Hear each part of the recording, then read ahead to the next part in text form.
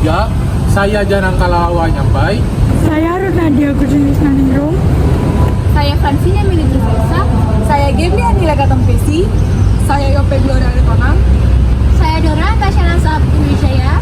Dan saya Chandra Emmanuel. Selamat menonton! Pentingnya edukasi seksual pada remaja di masa pandemi ini harus lebih diperhatikan karena mengingat sudah banyak tindakan seksual yang terjadi di masa sekarang. Kesadaran remaja harus lebih ditingkatkan. Bukan hanya itu, dukungan orang tua juga sangat penting dalam hal ini. Masa pandemi membuat pola pikir remaja menjadi menyusut.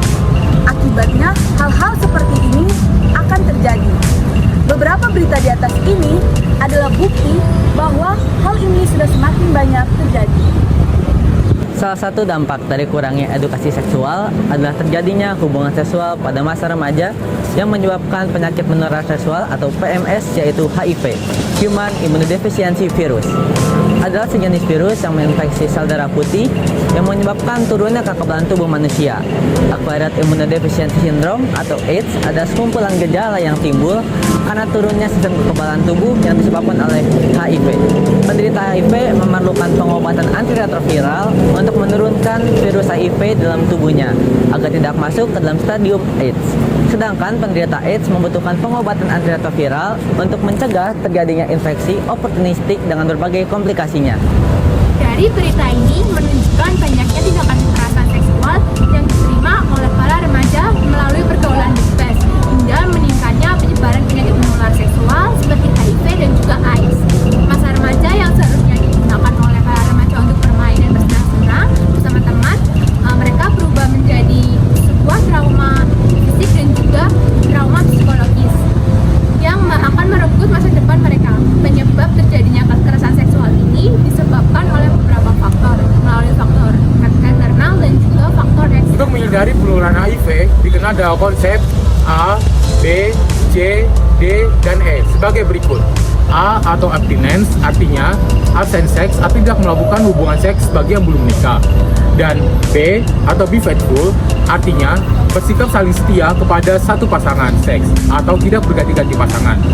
Dan C atau kondom artinya cegah penularan HIV melalui hubungan seksual dengan menggunakan kondom. Dan D atau drug no artinya dilarang menggunakan narkoba. Dan E yang terakhir adalah education, artinya pemberian edukasi dan informasi yang benar mengenai HIV, cara penularannya, pencegahan, dan pengobatannya. Nah, selanjutnya ada beberapa hal yang membuat remaja mengalami kekerasan seksual. Yang pertama yaitu rendahnya tingkat pendidikan.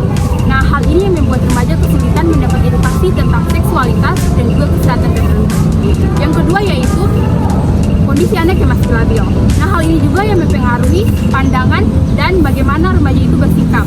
Yang ketiga yaitu kurangnya kesadaran dari remaja itu sendiri. Nah, hal itu yang membuat remaja sangat gampang untuk masuk ke dalam pergaulan bebas. Nah, yang terakhir adalah hal yang paling umum terjadi, yaitu penyalahgunaan internet. Nah, hal ini membuat remaja mengakses pornografi dan juga membuat mereka ingin mencoba hal tersebut.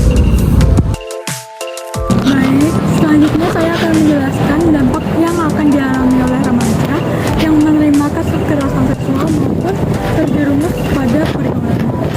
Yang pertama, akan menyebabkan kehamilan di luar nikah dan meningkatkan risiko penyakit menular seksual seperti HIV. Yang kedua, dapat meningkatkan risiko kriminalitas remaja. Kemudian yang ketiga, terjadinya penyimpangan yang melanggar aturan, norma sosial, dan agama, sehingga pelaku akan menerima sanksi secara hukum, sanksi sosial, dan menerima dosa. Kemudian yang keempat, remaja akan kehilangan identitasnya untuk bersosialisasi dengan keluarga, teman, dan masyarakat. Meskipun cenderung fluktuatif, data kasus HIV di Indonesia terus meningkat dari tahun ke tahun. Terlihat bahwa selama 11 tahun terakhir, jumlah kasus HIV di Indonesia mencapai puncaknya pada tahun 2019, yaitu sebanyak 50.282 kasus. Berdasarkan data WHO pada tahun 2019, terdapat 78% infeksi HIV baru di regional Asia Pasifik. Untuk kasus AIDS tertinggi selama 11 tahun terakhir pada tahun 2013, yaitu 12.214 kasus. 5 provinsi dengan jumlah kasus HIV terbanyak adalah Jawa Timur, DKI Jakarta, Jawa Barat, Jawa Tengah, dan Papua, di mana pada tahun 2017 kasus HIV terbanyak juga dimiliki oleh kelima provinsi tersebut. Sedangkan di gambar 3 diketahui bahwa provinsi dengan jumlah kasus AIDS terbanyak adalah Jawa Tengah, Papua, Jawa Timur, DKI Jakarta, dan Kepulauan Riau. Kasus AIDS di Jawa Tengah adalah sekitar 22% dari total kasus yang ada di seluruh Indonesia. Tren kasus HIV dan AIDS tertinggi dari tahun 2017 sampai dengan 2019 masih sama, yaitu sebagian besar berada di Pulau Jawa. Jadi, kita sebagai calon-calon perawat di masa depan harus berpartisipasi dan mendukung dalam mengedukasi guna meningkatkan kesadaran remaja di masa pandemi COVID.